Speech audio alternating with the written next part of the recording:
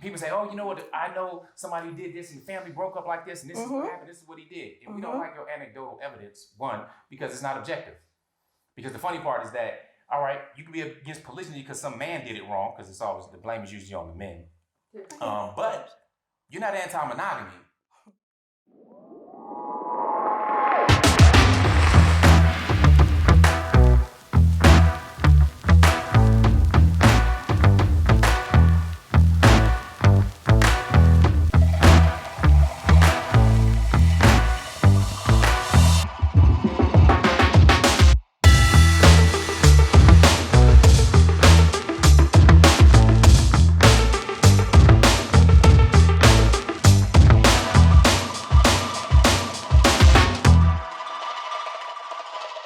Salaam alaikum, I'm Coach Nadir. And I'm Coach Fatima, his wife.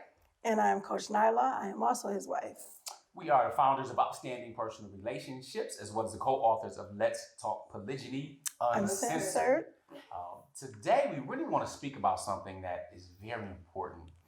And we want to just kind of point out some little, or maybe not little, probably large cognitive dissonance. Okay?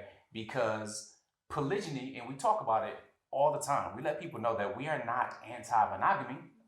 All right? Yes, we're pro-polygyny, no doubt, but we're simply pro-morals. So it doesn't matter necessarily the form of marriage you practice. What matters is that you work on getting better at practicing whatever form of marriage or relationship that you have. Very, very important. So here's the challenge, though. There are a lot of people that have issues with polygyny specifically. So there's the idea that polygyny is just something oppressive, or that it means the man doesn't love the wife anymore, doesn't have kids, and what's going to happen, and all this fatalistic type thinking, right?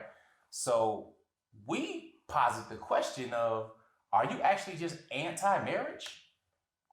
Because by being anti-polygyny, which is simply a form of marriage, you can really deduce that you're just really against marriage.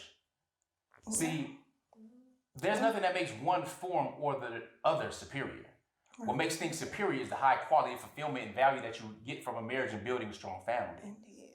You know, so I know we've heard a whole bunch of different things, all kinds of topics, and well, polygyny is only to save the low in society, those who are looked down upon. Right. You know what I'm saying? So, and that's, you don't have to go far to find out what society thinks about that. You know what I'm saying? Whether you listen to relationship experts or gurus on the internet posted up with their super chats all the time, and just you got the divorcees with kids or single mom with kids never married. Then of course got a divorcee with children, and of course you got widows with children. You don't have children, you seem to be better on this run. It's like a whole system, right? But with that being said, is that only who polygyny is for? Yes, there's value. Of course we can see value. There's anybody, a person in their right thinking mind can't really deny that in those circumstances. But is that what it's limited to? All right, because again, polygyny is simply a form of marriage. Well, see, people are more comfortable with us discriminating against women that are able-bodied and healthy and younger, or a little older, or have kids prior to polygyny, Or that we can't have children. We're okay with certain discriminations when it suits our ego and making us feel okay with polygyny. So if she's sick and she got cancer and she's lame and all of that stuff, great, marry her. We get it, because you got a really good excuse. But if she's young, if she's not young, if she's middle-aged, if she's healthy, if she's mentally sound, then we got a problem with it. No, she can't be healthy. She can't be able-bodied, because then there's a problem with the man then. And then there's really a problem with her for signing up to marry a man such as that. See, that whole thing, we're going to put the disability there, or the excuse. I don't care if it's physical, mental disability, financial disability, whatever excuse they give it. It just suits and protects their ego in the box that they don't want marriage to come out of, that they want it to look this way, and it can't look another way, because if it looks another way, it's toxic. Not the people that practice it in a toxic way, but it's got to be monogamy, because that's what makes me feel safe. That's what we're used to. That's what we get, because you want to get it. Hey guys, we want to just step in here for a few moments and give you some really important information. Indeed. We get asked quite a bit about, where should I start? What should I do when it comes to marriage? Do you do premarital stuff? What about polygyny? And we do. We actually have a course called the Relationship Mastery Inner Circle. So let me tell you about it very briefly. You can go ahead and check it out and decide whether or not it's for you. Basically, every single week, one of us releases a brand new topic along with worksheets, okay, and downloadable audios as well in our private members area. Because if you enjoy the video that you're watching now, I think you will really enjoy going a lot deeper again, depending on where you are in your relationships. So with that being said, you can go ahead and check the information out. Again, whether you're practicing polygyny, you intend to, you want to get better. But the main thing is if you want to be outstanding above average, then you may want to definitely check out the Relationship Mastery Inner Circle. So make sure you click the link in the description and let you get back to the video. See, that a lot of them don't even want to investigate or learn or be open enough to have the conversation about polygyny and why it's not a toxic practice. That's the part. At least be willing enough or open enough to say, okay, I'm not going to down it. I just don't understand it yet. Can you explain it to me? You know, some people just aren't willing to have the discussion at all. No, and one of the reasons, it's funny you mentioned that, because one of the reasons I remember I was speaking with some brothers, and one brother was like, he was telling his wife, you know, he wants to practice polygyny, he's considering it and everything, and talking about our videos. And her first response was like, I don't want no competition. And then other brothers I spoke to was like, yeah, man, you know what? Our country doesn't allow it, but, you know, it's not good because you know what? They don't have any competition. So they just sit and get fat and do such and such. And it was bad because he just said a straight stereotype. It's funny, but I know what he's talking about. You know what I'm saying? The same thing. The sisters like, well, I don't want no competition. So they have this fear. And since the majority of the world does not practice polygyny, clearly, either the majority of the world are single or they're married in monogamy if they're married at all. Right? So therefore, it's become this threat. And it's such a small percentage of men that even practice it anyway. What's more normalized and accepted, sadly, is the cheating. Yeah. All right. Or, yeah, it's cheap. I know about her. Don't bring it home. Or don't bring any babies home. Or the diseases and all that type of stuff. That's the American way. And that's the thing that, you know, are you against marriage? If you're against polygyny, then you might as well say you're against marriage, because that's that whole thing of saying that, you know, well, don't bring it home. You can cheat, you can do this, whatever, as long as I don't know about it, but you know about it type of thing. So, and then they make movies on that, Hall Pass and all that. Yeah. It's a thing. And then they have... Who was it? 3 Point King? Yeah. Him and his wife? Curry? Yeah. Oh, yeah. Curry, the whole open thing now? Yes, I forgot about that, yeah. Anyway, I'm sorry. I'm really lost my train of thought. I forgot. I just personally think he just didn't want to be, you know, dealt with in the manner that Will was dealt with, Will Smith. So, but that's just my personal thing. I don't know. So anyway, go ahead. I forgot, but yeah, marriage, yeah, and people who, a lot of people that talk about it, we'll just say that a lot of people that talk about it, make their arguments like they're pro-women, like they're for the women, and oh well, polygyny is negative against women, or women who practice it, they must have low self-esteem, or oh, it's, you know, they're catering to the man's needs and his, you know, that's whatever, his lust or desires. Right. So when it comes down to it, it's like, are you really, you know, pro-women and how the women feel and everything like that? Because if there are women out there that are seeking companionship, who are single mothers, who are widowed, who just, you know, are looking for marriage and a husband, and they have their own idea of what marriage is to them, meaning that, hey, a number of women that I've heard from and talked to was like, hey, I got a career already, have this other stuff. Polygyny would be like awesome for me because, you know, he won't be, you know, constantly with me all the time type of thing, or, you know, as often as a monogamous, I guess, husband would be, or something like that in their mindset. However, that's what these women are saying. They're not oppressed. They're not, you know, delusional. They're not crazy. This is well-rounded women who want these specific things. However, it's like, no, they couldn't possibly want that, because that doesn't seem right. Because that means you want a husband that don't love you, because if he loved you, then he wouldn't be with somebody else, or he wouldn't want to be with anybody else. thinking that it has to be this cookie cutter type of way. However, there are other women out there that want this type of lifestyle and that understand the benefits of this lifestyle. We get the emails. We're not, We're not making this up. Matchmakers. Oh yeah, we're definitely not Somebody matchmakers. said that you should make her the third. That fell out. That fell out of the chair. So the thing is that, are you really pro women? Are you really, understanding the plight of, women out there and the challenges and even when you go into the negativity part of the abuse rates and single parents and things as far as that, and children without fathers, or, all these other things. Do you look at the bigger picture? Do you see that as a solution? Because if you don't, and if you're so against it and only thinking that this is a thing that benefits men, that is only about their lustful desires, then you are not looking at the big picture. Then you don't see the big picture. And how can you possibly be? Call it what it is. It ain't necessarily about the big picture. It's just being delusional. True. I mean, I'm true. being absolutely serious. It's not about the big picture, because if you don't see it, you're delusional. You don't, because it's there. Because in monogamy, look, people say, oh, you know what, I know somebody who did this and the family broke up like this and this is what happened, this is what he did. And we don't like your anecdotal evidence, one, because it's not objective. Because the funny part is that, all right, you can be against polygyny because some man did it wrong, because it's always, the blame is usually on the men. But you're not anti-monogamy. And for every one example you can have in polygyny, since there's so few, you can have 5 or 10 in monogamy, but you're not talking against marriage or monogamy. So every 9 seconds, a woman is assaulted or beat up. Every 18 seconds, a woman goes to the emergency room as a victim, basically, of domestic violence, or what they call, or classify now as intimate partner violence. And these are relationships traditionally one-to-one.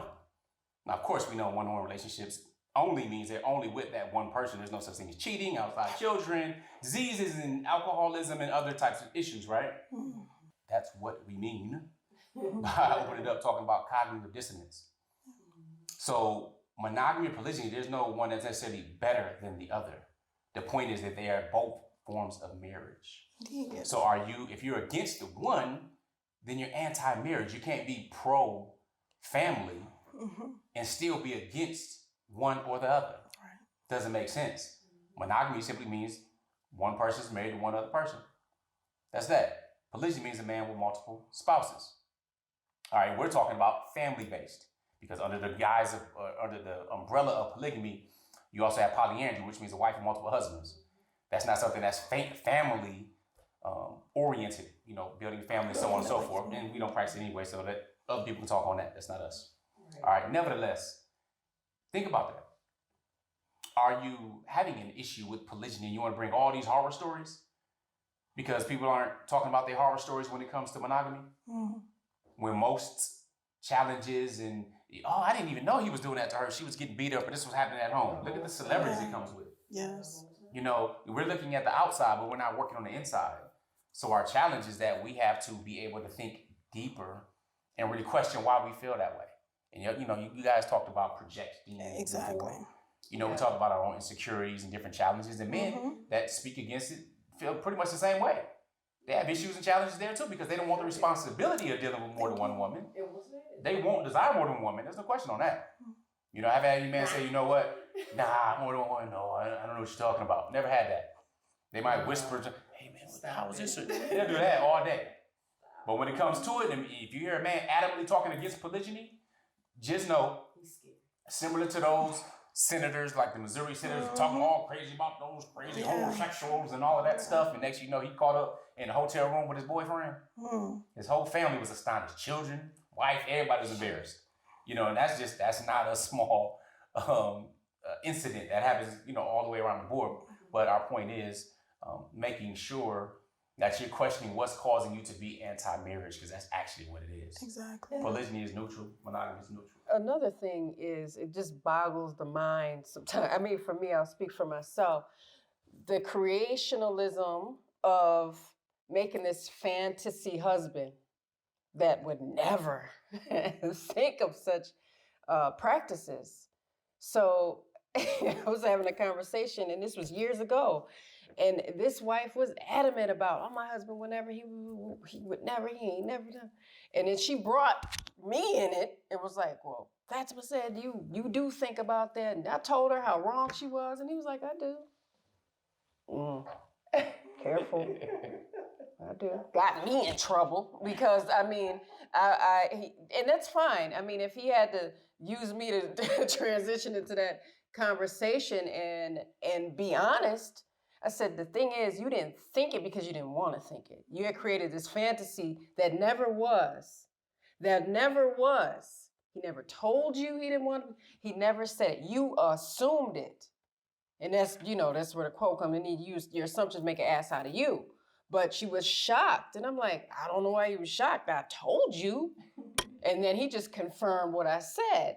Now, this is before Coach Nadir was even in polygyny, but I'm like, I'm not a dummy either. That's still a man.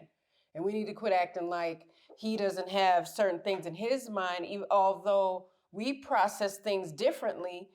Don't erase the fact that these thoughts are there and they're on the table for the men to speak about. But sometimes we're so busy creating this fantasy over there of what we think he should be or should say or how he should act or what desires he should have, that we missing a lot of signs that polygyny is in his mind, is in his heart, and it's a goal of his, no matter if he decides to do it or not. So quit making these fantasy husbands. I mean, I think it's, the whole thing about, just marriage, it's marriage. Whether it's polygyny or monogamy, it's a form of marriage. So again, as we stated multiple times in this video, if you are, anti-polygyny, you're anti-marriage, because that's what polygyny is, a form of marriage. And it is a moral form of marriage. Yeah, folks been conditioned so long and lied so much that they tricked a lot of people into thinking that it's something that is not normal. It's an abnormality. There's a disease in the heart of the man. And I'm thinking, I'm like, are they watching the men around them? I don't care if they, whatever religion they have, even if they feel as though they're godless. And I've met some very, some rough characters in my day, but I'm like, I've never known a straight man to just go, I'm gonna focus right here on this one woman. I don't see nothing else but her. I've yet to meet that person, because then I start going, this is really how men kind of think about things. They have, I always say they have really big hearts. So they have room for more than just one person. And more than just one wife in their heart. And we're so busy, some of us, minimizing the size of their heart that we don't see that they even have the thought. And I'm like, all of them had the thought that I met. Now, whether they practice it or not, I'm like, every man that I know was like, I don't know, I think I could share some time with someone other than you. In whatever way they said it. Now, it might not have been moral the way they said it, but I get it. I'm like, maybe that's just how things are. But to choose to be moral and make a decision to say, this is going to be a marriage, and then this is going to be another marriage is really important. And I just want to drive that point home. I'm trying to take something out of them that's there. Yeah, they don't need to meet us to be learning about polygyny, think about polygyny. No, they don't. So uninviting us to different events ain't gonna stop it. Oh, he talked to Coach Nadir. Oh, he ain't gonna be talking about polygyny. Coach Nadir gonna tell him that he need to speak his mind, try to have an open conversation with you prior to, or at least y'all have a conversation about it. Honestly. You know what I'm saying? And if you're a woman, newsflash, you can actually initiate the conversation. It's a conversation. Yeah. Speak about it. Deal with those emotions and feelings and get that stuff out. All right? Don't come back complaining that you didn't speak about it, you did something you didn't like, but you wasn't willing to talk about it. Just saying, it's a thing. You initiate the conversation, you will be able to understand, you'll be able to communicate, you'll be able to understand the different sides of it, and it won't be just your, whatever it is that you just have that's blocking your mental. If you are a person that's anti-polygyny, or you feel that you may be anti-polygyny because you don't have all the answers, or you just don't understand it. So initiate conversation. Indeed. And in the comments, you stuck with us this whole while, put down in the comments pro-marriage. Pro-marriage. Pro-marriage if you're pro-marriage. If you're not pro-marriage, it is what it is. But also consider subscribing, hitting that bell, stay updated. We're going to rock out some GLC. Make sure you are growing intentionally. Loving fearlessly. And connecting on a higher level every single day. Assalamu alaikum. Peace. Peace. Here are 3 ways outstanding personal relationships can help you. Make sure you guys are following us on our social medias at Outstanding Personal Relationships on YouTube and Facebook, and on IG at Outstanding Relationships, and also Clubhouse under our names. And make sure you go to outstandingpersonalrelationships.com and sign up for our email list. And there you will get updates on our new book, Let's Talk Polygyny Uncensored. Absolutely. And last but not least, when it comes to coaching or counseling, if you want to work with us one-on-one or in group settings, make sure you're on that website and reach out to us, because we do have very limited spots and we usually have a wait list. So with that being said, GLC.